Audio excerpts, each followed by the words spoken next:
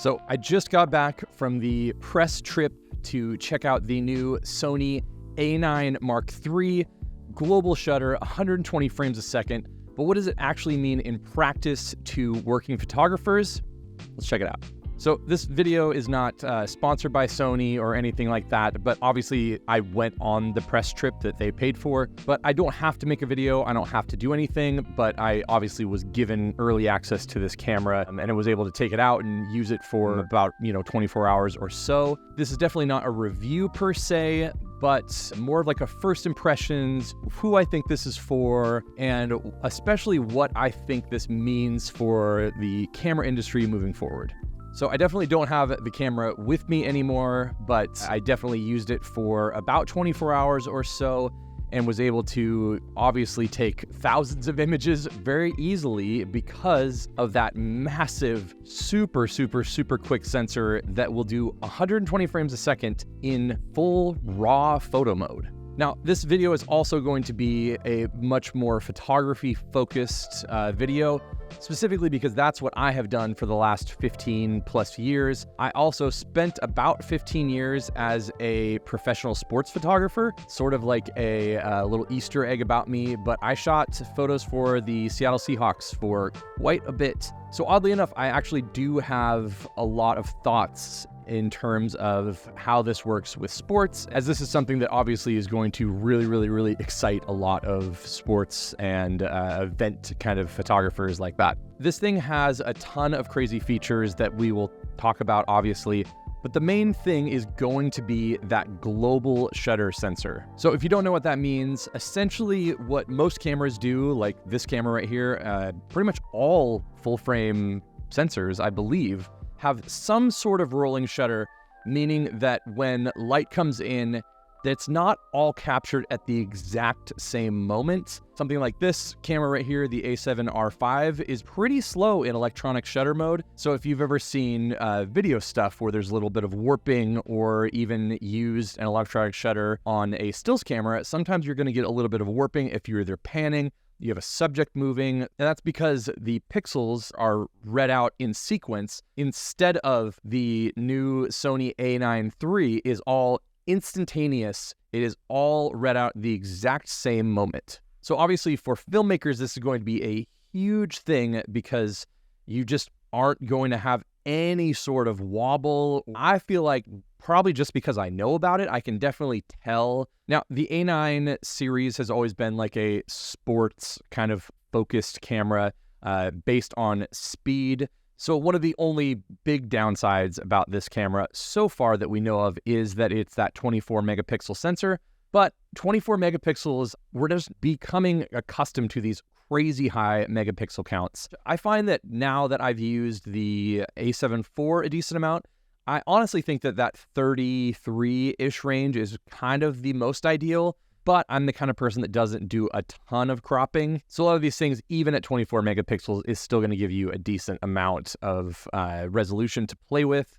But I know that there are some people that are up in arms a little bit, wishing that there were more megapixels. Now, the A9 III obviously is going to have the best autofocus that Sony can throw at it. It's got all of the AI features, which for me have always felt as if they're not making the camera faster necessarily, but just making the camera smarter. So it feels more like it's going to grab the things that I would be grabbing looking through the viewfinder without making me be the one to tell it to go do that. All of the photos that I took during that press event, I think I took 4,000 something. I mean, it's very easy when you have the regular burst mode sitting at 60 frames a second, and then you can go to the ultra high burst mode at 120 frames a second and get just the slowest, that minute millisecond of a detail in an action kind of thing. You can clearly fill up the buffer on the camera pretty fast doing that. Now, speaking of those high frame rate modes, you definitely don't have to shoot this thing at 120 frames a second.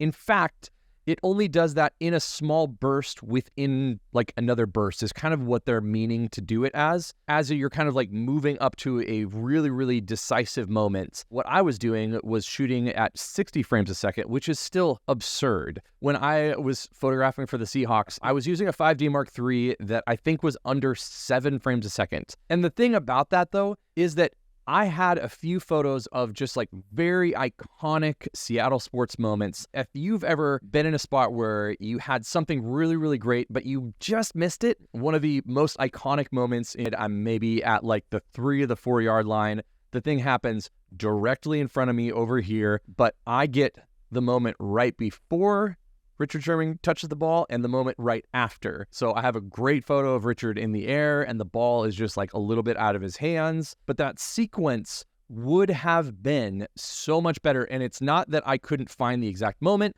because as it was happening, I just pushed down the shutter and it gave me the full 6-7 frames a second that I was getting. But my photo of that would have been much more iconic and I think used more by the team had I had it at the exact moment.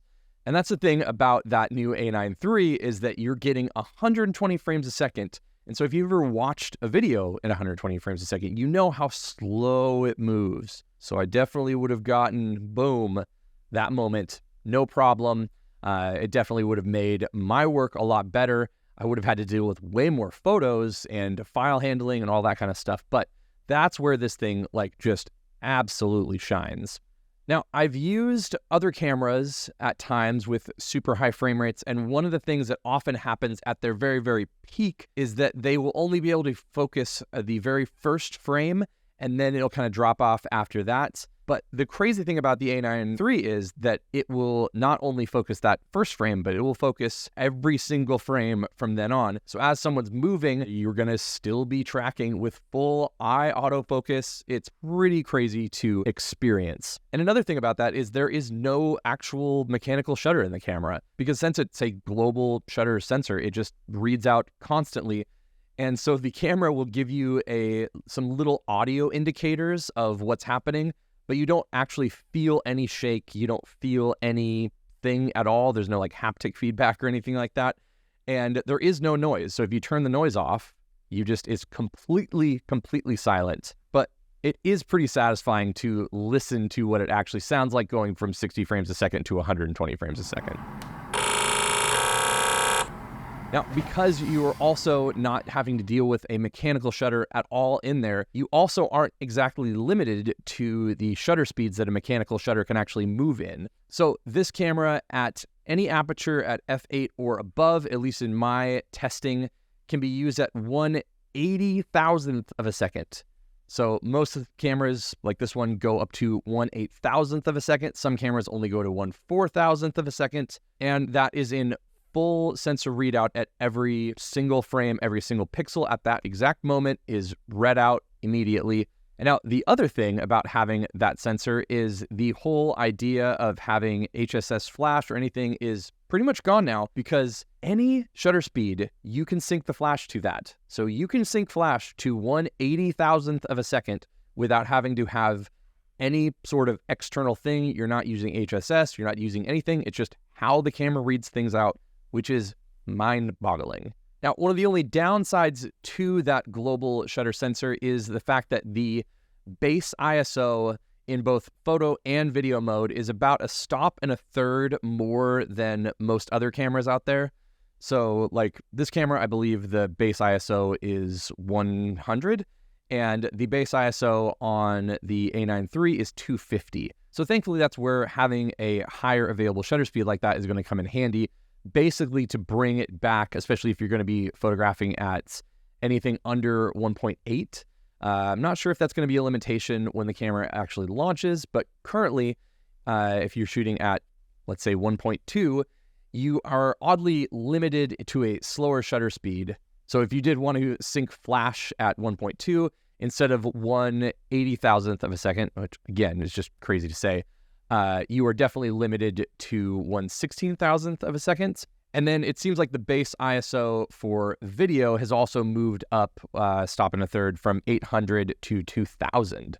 Now, one of the things that we just couldn't test because there's no support for it at all is raw capture. Everything that you'll be seeing in this video is all JPEG, just straight out of the camera. So the two main questions that I still have out of this camera, even after using it for a full 24 hours with thousands of images, is how good or bad, I guess, is the dynamic range going to be out of this thing? Now, Sony during the launch said that it didn't have issues like that, global shutter without compromise. People said, you're going to compromise ISO, you're going to compromise dynamic range. Well, we overcame that. We're Sony. We're the largest sensor manufacturer in the world. Of course, we're going to do it. But we're just going to have to see what that actually means in practice. And unfortunately, because I just don't have raw support to really get into the files and see what that means, it's just going to be something that we're going to have to check out once we get a full production copy. So as someone like myself now that doesn't actually photograph professional sports anymore, the $6,000 price tag that the A9 III has is a little much for me because all of the incredible features are just things that I don't personally need anymore. If I was photographing, professional sports, then yeah, absolutely. This thing is like a no-brainer. I would buy it in a heartbeat. I would sell my higher megapixel cameras and just buy one or two of these things. Because ultimately, with those incredibly fast-moving subjects and moments that are happening, having that super, super precise timing and the ability to catch that exact moment is something that I really, really do wish that I had when I was photographing professional sports. But now, what does this mean to me as like a wedding photographer? And while yes, if you have ever photographed a wedding before, you may have been in a ceremony where the kiss is in that split second. So sure, that could be great. I've definitely missed one before because it was so quick. But for the vast majority of the time, we don't need that at all.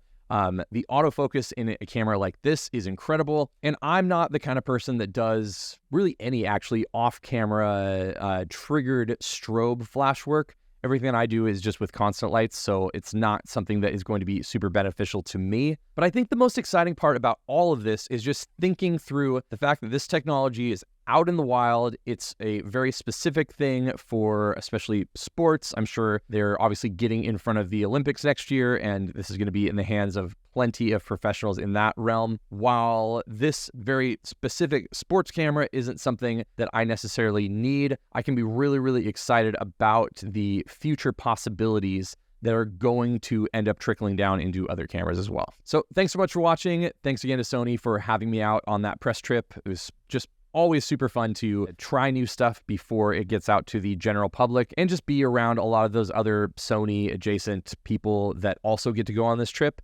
including Ken Griffey Jr. was at this event. So pretty cool. But if you have any more questions about this camera, leave them in the comments down below. And if you want a more deeper dive into my photos of the Seahawks, I'm considering doing kind of like a 10-year, when you won the Super Bowl 10 years ago, kind of retrospect thing of the Legion of Boom. So if you're interested in that, leave it in the comments down below, and I will see you on the next one.